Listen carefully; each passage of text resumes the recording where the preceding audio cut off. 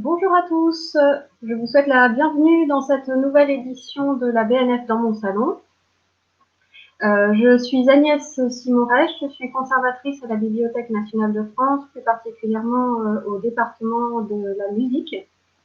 Et je suis en charge d'une partie des collections patrimoniales du XXe et du XXIe siècle. Et pour aujourd'hui, nous serons plutôt en plein XIXe siècle, avec ce manuscrit de Robert Schumann intitulé Waldszenen, en français Les scènes de la forêt. Donc il s'agit d'un manuscrit conservé au département de la musique et numérisé et accessible librement dans Gallica. Peut-être connaissez-vous déjà cette œuvre, ou l'avez-vous jouée ou écoutée, et si ce n'est pas le cas, j'espère que vous pourrez le faire à la suite de cette présentation. Nous sommes ensemble pour environ 20 minutes et vous pouvez poser vos questions en commentaire sur Facebook et je tâcherai d'y répondre dans la mesure du possible à la fin de cette intervention. Alors c'est parti, entrons en forêt avec Robert Schumann. Alors les Waldszenen ou scènes de la forêt que vous voyez ici, vous voyez la première page manuscrite. C'est un cycle de 9 pièces, 9 courtes pièces, composées assez tardivement dans la vie de Robert Schumann entre 1848 et 1850. C'est une période très active pour Robert Schumann, car d'abord dans sa carrière, il déménage à cette période de Dresde à Düsseldorf, où il va terminer sa carrière comme directeur de la musique. Donc il arrive à Düsseldorf en 1850. C'est aussi une période très prolixe, et ce dans tous les genres de musicaux. Il écrit pour le lied, il écrit de la musique de chambre, par exemple, c'est sa fantaisie avec clarinette, c'est 5 pièces pour violoncelle et piano dans le ton populaire, la date de cette époque. C'est aussi l'époque où il supervise la création de son unique opéra qui s'appelle Genoveva. Enfin, c'est une période très prolixe, qui explique aussi que ces courtes pièces qui durent, donc ces scènes de la forêt qui durent 15 à 20 minutes en fait, étaient composées sur 2 ans, écrites par intermittence sur 2 ans. Cette œuvre pour piano est tardive aussi relativement à sa grande période de création pour le piano, qui était celle plutôt des années 1830, de la décennie 1830 en tout cas. Les années où il a composé Carnaval, les études symphoniques, et je passe tous ces chefs-d'œuvre pour le piano. Il s'agit donc là d'une œuvre un peu isolée par rapport au reste de sa création pianistique. Elle rappelle néanmoins, notamment par son lyrisme simple, la concision aussi de son écriture, les scènes d'enfants, Kinderszenen, que vous connaissez peut-être davantage. Et toutefois, le sujet, bien sûr, n'est pas le même, puisque le sujet est la forêt, et le climat aussi n'est pas du tout le même. Alors, Robert Schumann dessine un parcours en forêt, un parcours dans un cycle cohérent, donc les pièces sont liées les unes aux autres, et l'ordre de ces pièces a un sens et a été étudié par Robert Schumann. De même, les titres, qui sont particulièrement suggestifs, qui ont même une portée programmatique, on va dire, ont été très soignés par Schumann, comme on le verra, et vous donnent déjà une idée, si vous ne connaissez pas l'œuvre, de son contenu. Je vous l'ai dit, Eintritt, entrée en forêt, Jäger auf der Lauer, chasseur aux aguets, einsame Blumen, fleurs solitaires, verrufene Stelle, lieu maudit, freundliche Landschaft, paysage souriant, Herberge, auberge, Vogel als Prophet, oiseau prophète, Jagdlied, chanson chasse, Abschied, adieu à la forêt.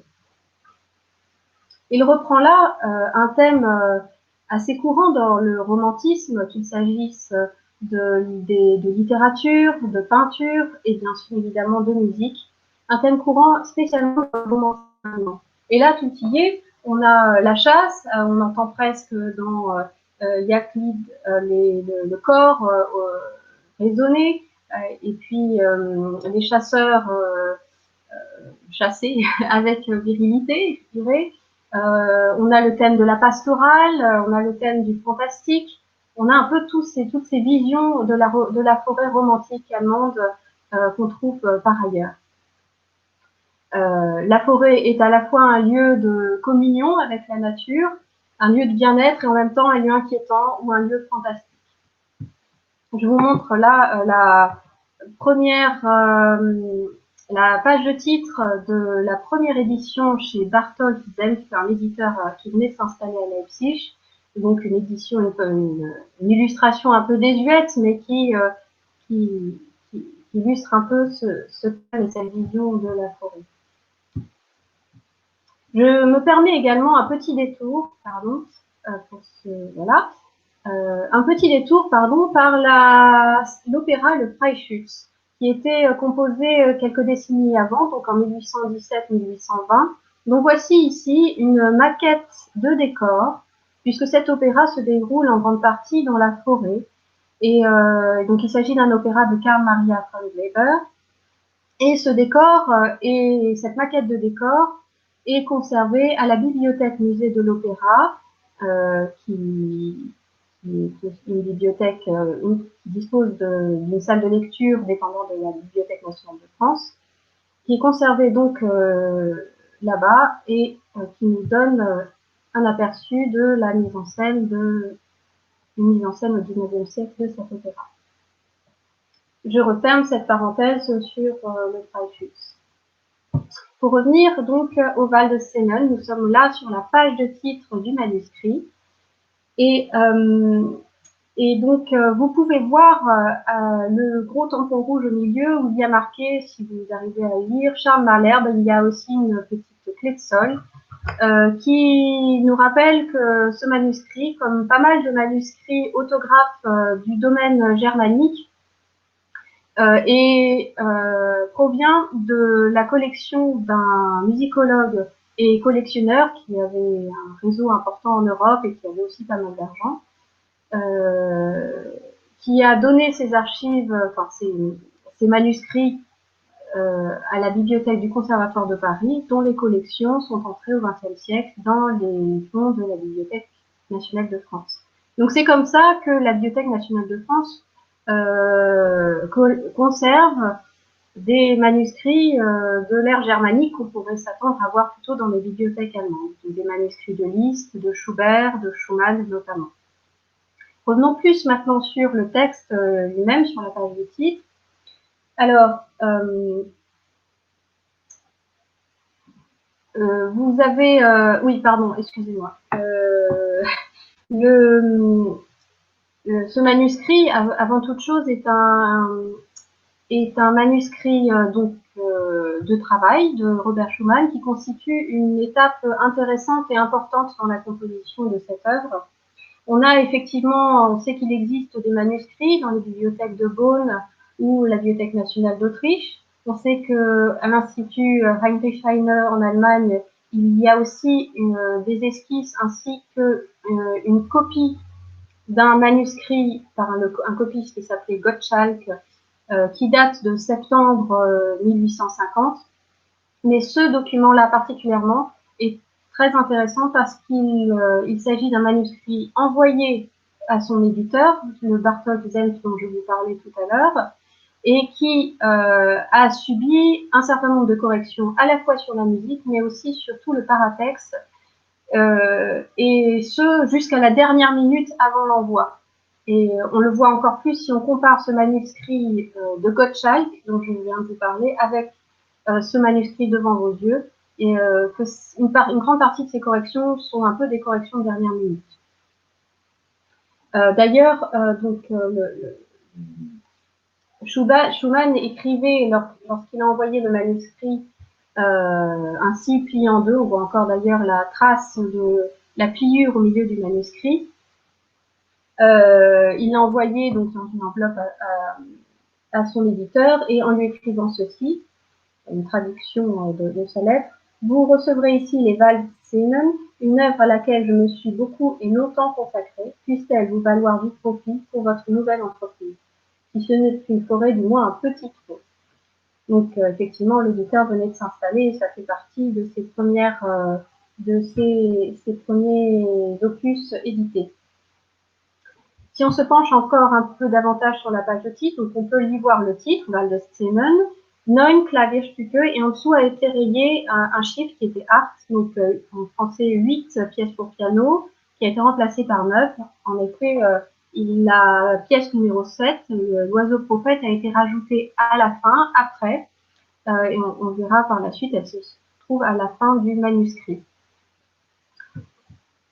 On voit aussi à droite du titre qu'elle a été composée et dédiée à Fräulein Annette Preusser, peut-être que voyez-vous, qui était une pianiste amatrice, qui était aussi la fille d'Annie qui habitait à Leipzig, une étape donc, chez qui il a habité, chez qui Schumann a habité, sur sa route vers Düsseldorf, et aussi au moment où il supervisait la création de son opéra Genoveva.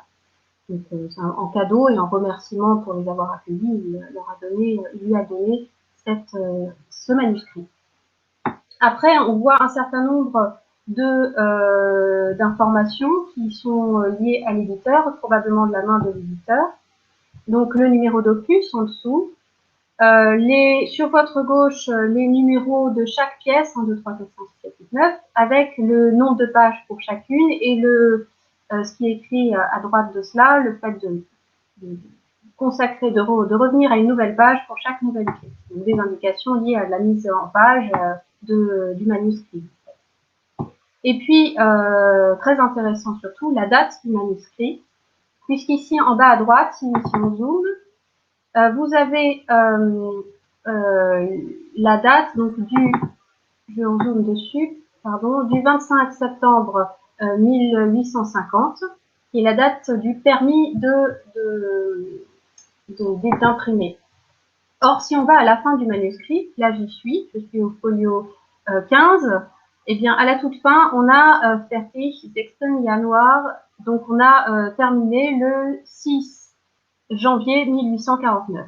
Donc entre 1849 et 1850, Schumann a eu le temps d'apporter un certain nombre de corrections avant de l'envoyer à l'éditeur.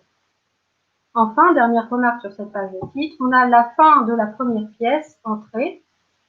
En effet, cette pièce, si je tourne la page, se trouve au dos de la page de titre. En général, les compositeurs l'écrivent sur une nouvelle feuille. Elle se trouve au dos parce que il l'a écrite après les autres pièces, les pièces 2 à 6 et 8 et 9. Et donc, comme il n'avait plus de place pour écrire la fin, eh bien, il l'a écrite sur la page de titre. On voit d'ailleurs, on peut déjà commencer à voir sur cette page l'écriture de cochon, on peut le dire, de Robert Schumann, surtout quand il s'agit du texte. La musique, ça va un peu mieux. Et puis les corrections qu'il a apportées, les repentir. Ici, par exemple, il avait dans un premier temps supprimé toutes les premières mesures d'entrée qu'il a en fait conservées par la suite, ce qui est le sens des mots en rouge, gilt, qui se trouve ici. On voit aussi qu'il y a une feuille de papier collée qui correspond à une transition entre la première et la deuxième partie de ce petit morceau qu'il a remanié et donc il a collé une nouvelle version dessus. Je souhaiterais revenir maintenant sur deux aspects des corrections apportées à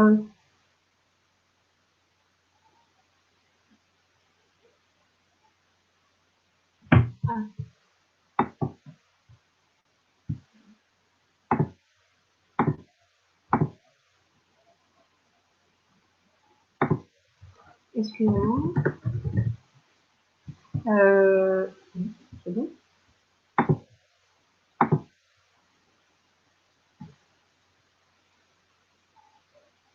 Excusez-moi, je ne sais pas en fait si je suis en direct ou pas.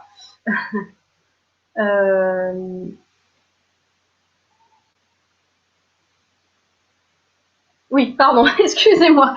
Voilà, parce que j'ai eu un doute. Alors, ce sont les aléas du direct, comme on dit à la télévision. Donc je reviens à mon oiseau prophète et à mes moutons, pardonnez-moi de cette interruption. Donc je souhaitais, après vous avoir présenté l'œuvre, vous présenter deux aspects des corrections apportées par Robert Schumann à ce manuscrit, d'une part des corrections sur la musique et d'autre part sur le texte, sur les citations qui sont présentées, qui sont utilisées dans ce document. Alors, Robert Schumann a apporté, comme vous l'avez vu, un certain nombre de corrections sur la musique, mais plus particulièrement sur les conclusions de chaque pièce. Et je voudrais prendre un exemple dans l'Oiseau prophète, donc la 7e pièce, donc vous voyez ici le début. Et si on va sur la 2e page de l'Oiseau prophète, tout de suite, voilà, vous voyez que toute la fin, toutes les dernières mesures ont été abondamment raturées. En effet, il avait là produit une fin qu'on peut qualifier de relativement conventionnelle par rapport à ce que Robert Schumann sait faire, qu'il a remplacé par les mesures qu'on voit en dessous, qu'il a remplacé en fait par une reprise du motif initial que je vais vous jouer tout à l'heure. C'est quelque chose qu'il a fait assez régulièrement en fait assez fréquemment dans ce cycle d'œuvres. Le fait de reprendre le motif du départ pour conclure l'œuvre. Il l'a fait dans Herberge, il le fait aussi dans Auberge, pardon, dans Les Fleurs solitaires. Et là, la reprise de ce motif initial, vous allez l'entendre, est particulièrement a fait une impression encore plus forte, je pense, que dans ses autres œuvres. Elle laisse une impression de mystère là où sa première version, toute celle qui est barrée, gomme tout cet effet de mystère et de fantastique créé jusque-là dans cette pièce. En outre, ce premier motif est une reprise lui-même, un écho à la fin d'une autre pièce qui s'appelle Lieu maudit. Donc on a là aussi un lien entre chaque pièce qui montre le cycle comme un tout cohérent. Une dramaturgie, enfin une narration dans le cycle qui rend les choses aussi très très passionnantes, très intéressantes à écouter. Alors ce que je vous propose, c'est de vous jouer cette dernière page en fait dans sa version finale, puis dans sa version initiale. C'est parti.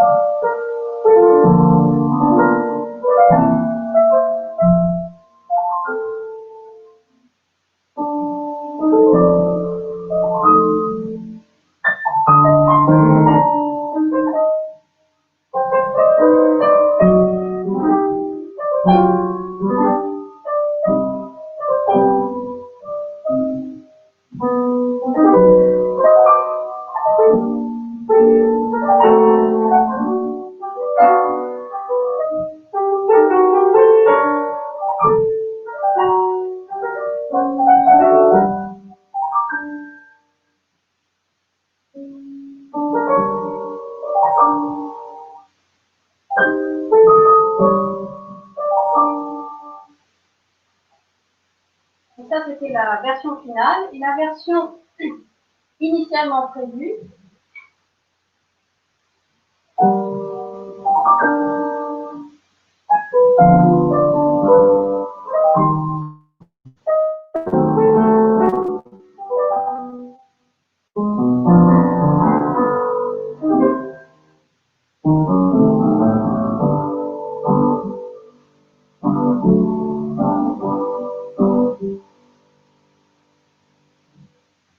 Vous voyez ces accords finaux qui ont été remplacés par le motif initial.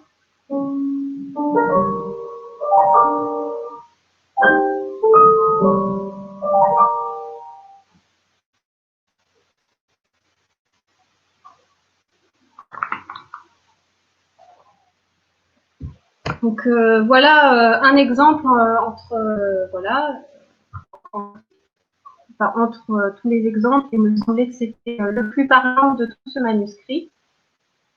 Je vous prie de m'excuser pour la qualité de l'interprétation. Bien sûr, il s'agissait d'une illustration de cette explication. Alors, à côté des modifications sur la musique, il y a eu beaucoup d'apports sur le texte. Et c'est peut-être encore plus intéressant que ces modifications sur la musique. Si on va au dernier feuillet, à la dernière page même de ce manuscrit, vous pouvez voir qu'il y a un certain nombre de citations qui sont présentes, de textes qui devaient accompagner initialement l'œuvre, la partition, et qui ont été retirés par la suite, à l'exception de la citation du poème pour lieu maudit. Donc c'est écrit par Robert Schumann, donc c'est très difficile à lire, mais vous pouvez voir en bas à gauche, par exemple, Ein Tritt et de Gustav Farius, Vogel als Prophète à droite, que je retrouve le texte Hüte dich, sei wachsen und munter, donc prends garde, sois éveillé et en alerte de Eichendorff. On a également en dessous le texte de la main de Robert Schumann et puis de la main de quelqu'un d'autre.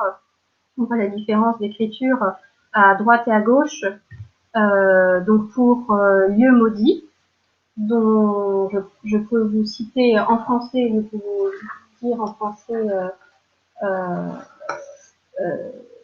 ce qu'elle signifie. Les fleurs, aussi haut qu'elles s'élèvent, demeurent pâles ici comme la mort, une seule au milieu d'elles est colorée d'un rouge sombre.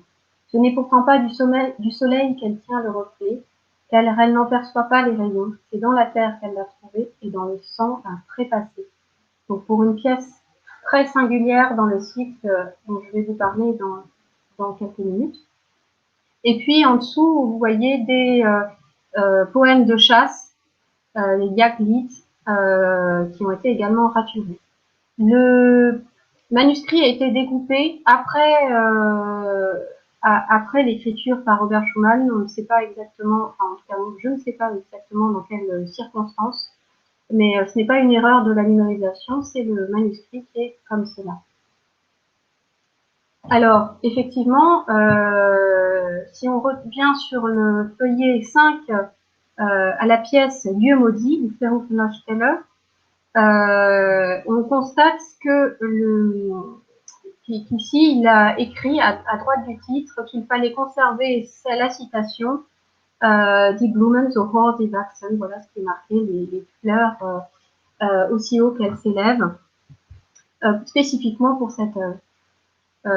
On peut se demander pourquoi. Peut-être parce que cette œuvre a une place particulière dans le cycle. Elle se trouve presque au milieu, comme un passage, disons, aux enfers, ou en tout cas dans un paysage plus sombre au milieu de cette forêt.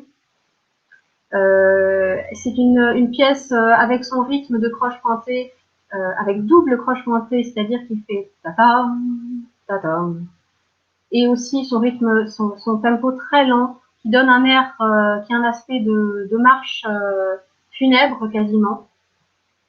Donc peut-être Schumann a-t-il voulu être plus explicite en rajoutant cette citation, alors que pour les autres, il ne souhaitait pas être autant explicite. En fait, cela pour moi illustre d'une certaine façon l'ambivalence du compositeur vis-à-vis de la poésie et du rôle de la poésie que le rôle de la poésie joue dans la musique instrumentale. Alors bien sûr, on sait que Schumann était très était assez fin connaisseur de la littérature et de la poésie. Il a choisi finement ses poètes, ses poésies pour ses leaders, notamment pour ses mélodies. Donc chez Byron, chez Goethe, chez Eichendorff, chez Andersen, chez plein d'écrivains très intéressants. Mais ici, on est dans la musique purement instrumentale et pour piano seul. Donc la place de la poésie et de la situation poétique est assez différente de celle d'un leader, par exemple, ou d'un opéra. Donc ici, Robert Schumann avouait fréquemment que la poésie, pour lui, ne devait pas, la citation en tout cas, ne devait pas brimer en quelque sorte l'imagination de l'auditeur. La musique elle-même devrait être suffisante pour suggérer des images, mais toutefois, ici, il l'a bien conservé pour une des pièces, comme pour se rapprocher de l'auditeur et pour être certain de l'effet qu'il faisait. Donc il y a une sorte de position ambivalente vis-à-vis de la littérature. Et on voit aussi, puisqu'il est dans le manuscrit, que le passage par la poésie est important pour lui, notamment à cette époque, pas spécialement dans cette œuvre, mais dans d'autres également, pour s'inspirer, comme source d'inspiration. Donc c'est un thème, c'est un thème qui est assez, qui n'est pas propre à Robert Schumann, qu'on voit jusqu'au XXe siècle. En préparant cette présentation, j'ai pensé tout de suite à Debussy, qui a changé, a mis ses titres assez évocateurs, assez programmatiques et suggestifs au début quand il composait ses images, et plus tard quand il composait ses préludes, les écrivait à la fin de la pièce. Donc là aussi, la suggestion, le programme, le côté programmatique et à poser question à un compositeur. Donc c'est sur ces questions-là que j'aimerais terminer. J'espère que je vous remercie d'abord et je vous invite à consulter le corpus d'Angelica que vous pouvez voir ici, qui a été constitué avec tous les manuscrits conservés à la BNF et numérisés. Vous voyez qu'il y en a dans tous les genres, y compris donc en musique de chambre, en musique symphonique et aussi en musique chorale. C'est pourquoi Robert Schumann est un peu moins célèbre. Donc vous ouvrez chaque champ et vous verrez que vous découvrirez de nombreux manuscrits de ce compositeur. Enfin, cette intervention s'est abondamment inspirée d'un article de Erik Fredrik Jensen sur Waldeszenen que vous pouvez retrouver dans nos ressources électroniques à distance, donc, auxquelles nous sommes abonnés, la BNF est abonnée. Il s'agit de A New Manuscript of Robert Schumann's Waldeszenen, que l'on trouve dans The Journal of Musicology. Je vous souhaite donc à bientôt sur les sites de la BNF ainsi que sur les sites des salles de lecture du département de la musique. Je vous remercie.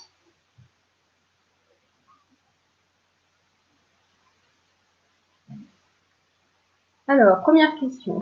Sur Lieu maudit et ses traductions qui diffèrent selon les éditions. Est-ce maudit au sens de malfamé?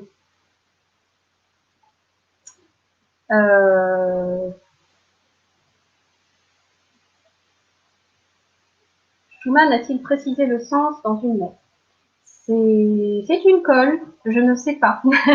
Non, je ne sais pas. Ce que je peux dire, c'est que les titres ont été...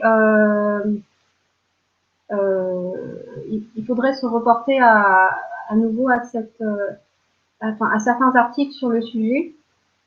Mais ce que je sais, c'est que ces titres ont fait l'objet d'un soin particulier. Donc effectivement, vous avez raison de dire que s'il a choisi ce terme, Verrufene Stelle, qui a été aussi Verrufene Ort à un moment, c'est qu'il y avait une raison. Voilà. Deuxième question. Vous pouvez revenir sur l'arrivée du manuscrit à la BNF? Oui.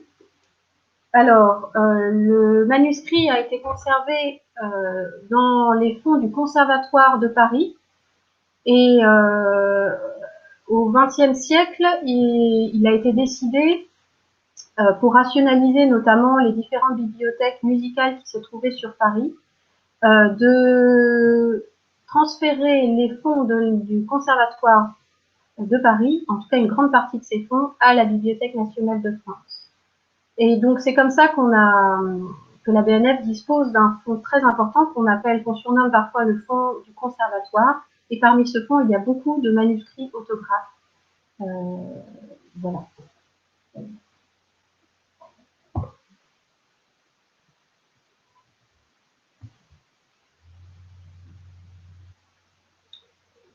Eh bien, je vais vous remercier à nouveau de votre attention et vous souhaiter une bonne soirée.